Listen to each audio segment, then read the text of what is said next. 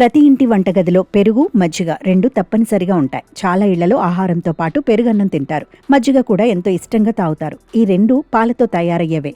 సహజ ప్రోబయోటిక్ ఆహారాలైన ఇవి పేగుల ఆరోగ్యానికి మేలు చేస్తాయి. కానీ ఎసిడిటీ లేదా మలబద్ధకంతో బాధపడేవారు దేన్ని ఎలా వాడాలో తెలుసుకోవడం అవసరం. పోషకాహార నిపుణుల ప్రకారం పెరుగు మజ్జిగ రెండింటిలోనూ ప్రోబయోటిక్స్ ఉంటాయి.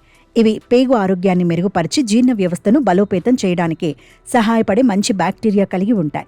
జీర్ణక్రియ సక్రమంగా ఉన్నప్పుడు కడుపు సంబంధిత సమస్యలు చాలా వరకు వాటంతటవే తగ్గుతాయి. అంతేకాకుండా పెరుగు మజ్జిగలో కాల్షియం, ప్రోటీన్, శరీరాన్ని బలోపేతం చేయడానికి సహాయపడే అనేక ముఖ్యమైన పోషకాలుంటాయి. మీకు ఎసిడిటీ సమస్యలు ఉంటే మజ్జిగ ఒక మంచి ఎంపిక. మజ్జిగ తేలికగా ఉండి అధిక నీటి శాతాన్ని కలిగి ఉంటుంది.